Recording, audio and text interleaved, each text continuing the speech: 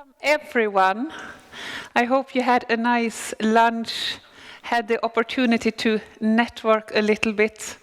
It's great to see so many familiar faces. And again, great to have all of you here. So this session is a merge, you could say, session between two of the Software Center communities.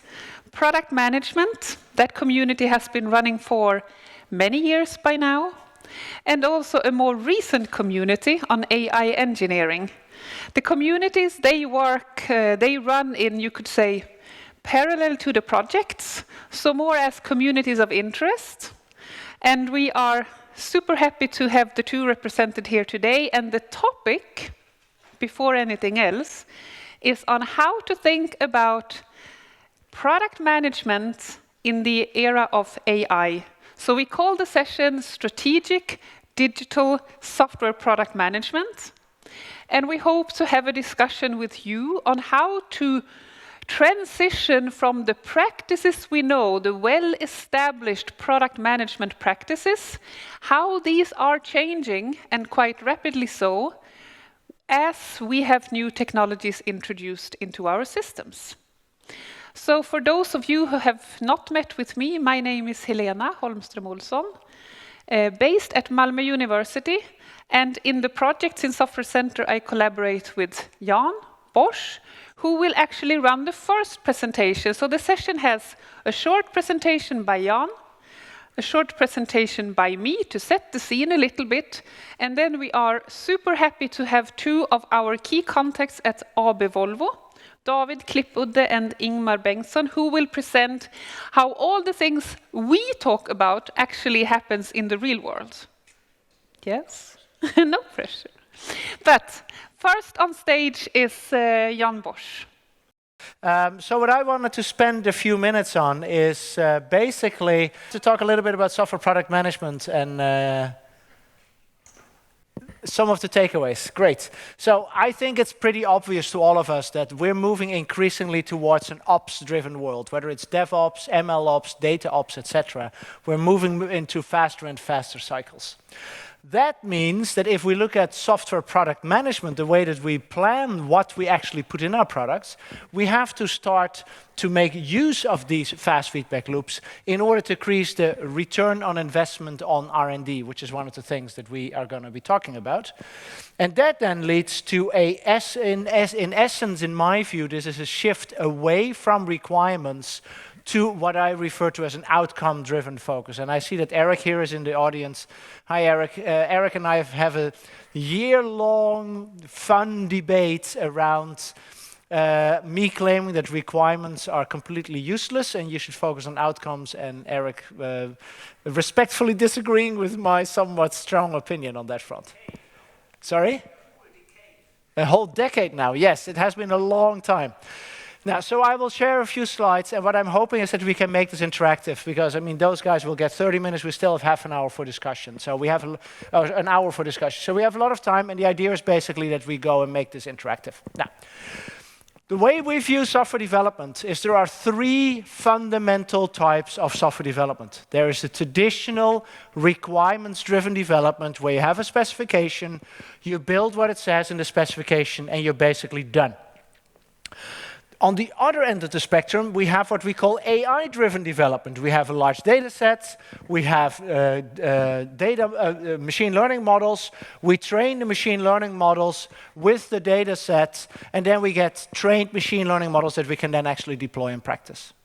But there is a third type of development that we often refer to as data or outcome-driven development, which is where a team does not get a requirement, but is basically asked to move the needle on some key performance indicators or some key factors for that company. Yeah? So one of my standard examples is Booking.com. If you work for Booking.com, the hotel booking website, you will never see a requirement in your life. The only thing that will happen is you are responsible for some part of the website. Management will come to you and say conversion on your part of the website is 3.2%, meaning that out of every 1,000 people, 32 people do what you wanted to do, and the other 968 do not. Yeah, your job for the coming quarter is to get conversion from 3.2 to 3.4%. And how you do that is entirely up to you. You can go pogo sticking in the center of Amsterdam. Booking is a Dutch company originally. You can meditate on the meaning of life on the beaches of the Netherlands. You can do deep ethnographic studies with your customers. You can do a fundamental redesign of the system. It doesn't really matter as long as you move the needle. If you don't move the needle after 1 or 2 quarters, we need to have a career-limiting discussion with you. Yeah, something along the lines of, we have some openings in the janitorial department or in the kitchen or some of the other areas of the company, but clearly you're not cut out for this kind of work. Now, if I look at the software center companies, then if we look at where does the energy go, most of the effort still goes to requirements.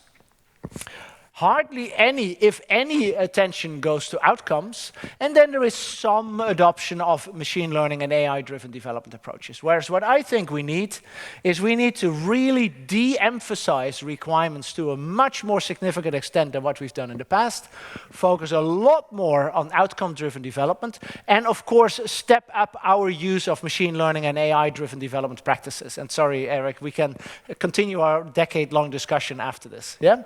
And now, because one of the statements that Eric has made in this context is, Jan, if you say increase conversion from 3.2 to 3.4%, that's a requirement too, right? I mean, that's one of the statements that is being said, but I disagree with that, and we're not going to go into why that is. But in any case, it's, I think, a fun discussion. Now, how do companies actually know that they're moving the needle? What are some of the techniques that they use? Well, all of us know A/B testing. Yeah, this is work done by Alexander Fabian. He was a PhD student in the early years of the software development program. This is, maybe I should stand behind the computer and keep moving the mouse so that the thing doesn't fall asleep. Yeah, and the idea basically is we got him to spend some time at Microsoft, and this was one of the A/B experiments that was run in the Bing search engine, where you basically have a situation where you say, you know, I want to identify and improve the impact of showing the discount in the weekly deals stripe. I have 2 value hypotheses. I want to increase the engagement, and I do not want to have a decrease in purchases.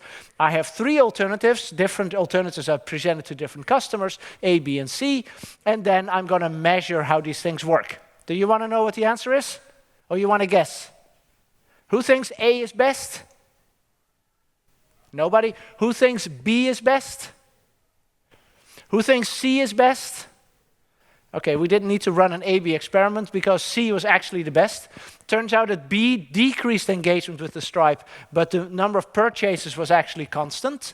Treatment C increased both the engagement with the stripe and the purchases made. And I think that that's one of those interesting things. Would you really have been able to determine that as a product manager or an engineering manager, sitting in your little office, that C was the best alternative? And my statement is, no, you would not have been able to do that.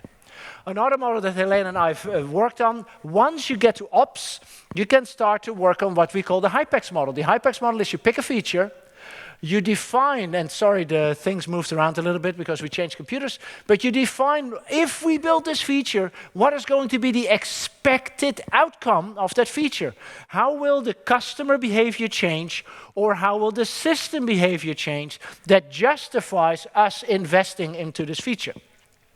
Now I know what I'm expecting.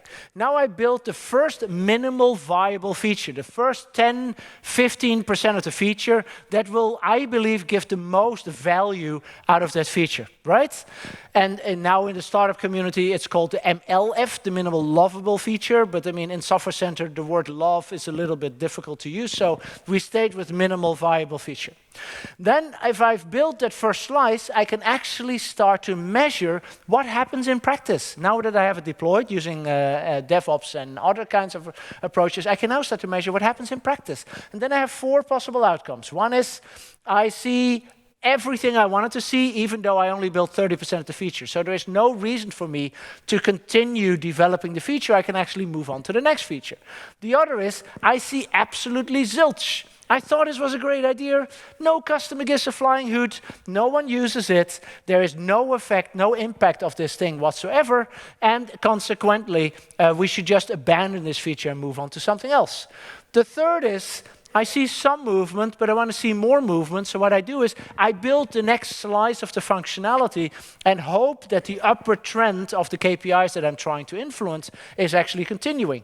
And the last one is that I build the thing, I see some funky movements in the data, they do not really make sense, and I realize with some qualitative studies that the way I'm realizing the feature is not how customers want to use it, so I have to move on to something else. Now, yes, for this we define something called value modeling, and in the interest of time, I will not go into detail in this because I think I'm already minus 3 minutes, but we started a little late, right? So with value modeling, basically the idea is we have top-level, business-level KPIs that the company cares about, that we then translate into product and system-level factors, which we then translate into team and feature-level factors. And we have a whole process on this. We have a whole bunch of publications in this area. We've done a whole bunch of work around why you want to do value modeling, and then how you do value modeling. And we have a whole process that if you're interested, we can talk about when I have a chance. Sorry, the mouse keeps moving because I'm trying to keep the screen alive. And we actually did this in practice at a variety of different companies. This is a company here in the region, and this is the adaptive cruise control feature, which is a feature that has been in vehicles for a very long time. I mean, we're talking about a decade or more. And we got, I think, 15 of the people that have been very active in adaptive cruise control in the room.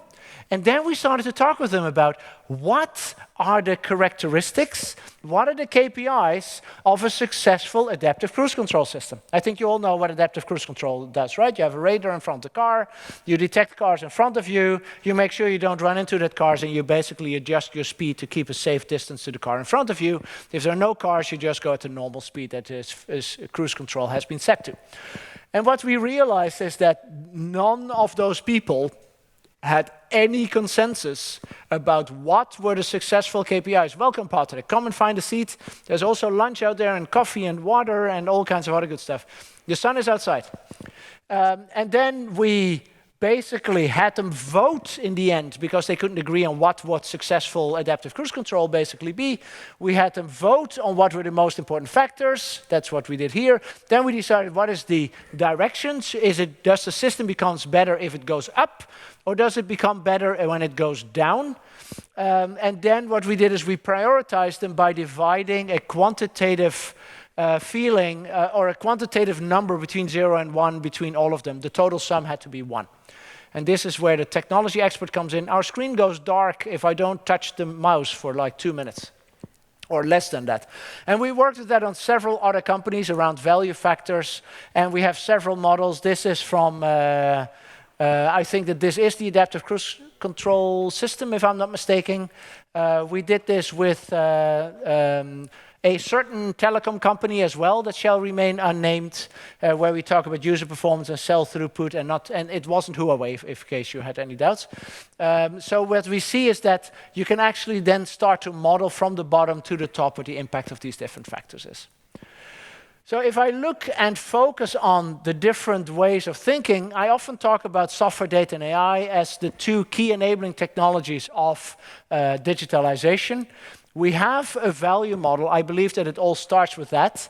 If you go up and you take a requirements-driven approach, you need a specification that you believe is the best interpretation of what your value model is actually concerned with, and then you can build your test case and have CI and continuous test and continuous deployment in place. For the value model, you need instrumentation and data pipelines. If you go in for AI, especially if you go for reinforcement learning, you need a reward function, you need to balance exploration and exploitation, and then you can apply reinforcement learning as a technique to use the same value model in a slightly different transformed version called the reward function. We have actually tried this stuff. This is by David Isamatos, a PhD student who now is at Volvo Cars, where we basically had an experimentation system, the automated controlled experiment backend, generates settings for a radio base station in order to maximize the number of network elements and the amount of power output that they had in order to save battery. We use multi-arm bandits to actually explore this space, which I thought was pretty cool. And what I believe is, sorry, so we've actually done this stuff in practice. Now I'm going to introduce a new concept. I can take 2 minutes for this. Has anyone here heard of a hold-on? A hold-on, and this is where I should move my mouse, is something that is simultaneously a whole in and of itself, as well as part of a larger whole. Yeah, and then an individual hold-on is discrete, self-contained, and also demonstrates the quality of agency or self-directed behavior. And typically, one of the ways to talk about this is, you have energy and innovation and information, then you get atoms, then you get molecules, then you get cells, organs, human beings, groups in society, Earth, solar system, galaxies, university, and universe, not university. I don't know what is beyond the universe, but there is the multiverse theory that some of you may have heard of, which is actually driving some of this behavior. Yeah, so if you look at ecosystems, yeah, the other topic in the two themes that are coming together, you see exactly the same structure. We have a feature, we have a system or a subsystem, we have a portfolio of systems, we have a company, we have a customer, we have an entire ecosystem. So there's actually a constant scope increase. And if you look at product management, there is actually a hold-on for product management that you can put together. You have your value factors. These value factors are translated into hypotheses. These hypotheses are translated into experiments. These experiments result in learnings, and these learnings result in new hypotheses. And we can, as well as in updating our value factors. And we can basically see that we have a product management hold-on where we have things coming in and out at the top, but it is also a self-managed factor. Yeah, and that was a little bit too fast. But if we then look at this, then you can basically start to look at the feature level, I can define a hold-on, which is then connected to a subsystem that the feature is part of, and that subsystem can then be part of a product, and you can actually think in a kind of hierarchical fashion about product management approaches. But you don't have to stop there. You can even go one level up, and you can say, okay, I do this at the product level, which then allows me to reason at the ecosystem level, which then goes and allows me to talk about the super ecosystem, the ecosystem beyond this. Working with this is actually surprisingly challenging, and some of the research questions that at least keep me awake at night when I don't sleep. The first is, what is the right quote-unquote hold-on for product management? How do we manage these hierarchies in practice? What are the effective ways of conducting value modeling, which has proven to be very difficult in the companies? How do we align a company around a hierarchical value model? How do we experiment with customers without alienating them in a B2B context? Here comes the slide again. How do we combine qualitative feedback from customers, B2B customers, with quantitative feedback from experiments? Those are some of the things that I would really like to understand better if you have a chance to think with me about that. So industry, we're doing more and more DevOps and Ops. Product management needs to actually exploit these fast feedback loops and increase the return on investment of R&D. Now, the current return on investment of R&D is 80 to 90% of all R&D resource in a typical company work on commodity functionality, stuff that no customer cares about. The one or two that build new stuff, new features, get it wrong half the time. Half of the features that are built are typically not used or used so seldomly that them being implemented doesn't matter. And then finally, basically we need to shift from a quite a requirements-centric focus to what I call a much more outcome-oriented focus. And with that, I would like to end my presentation. If there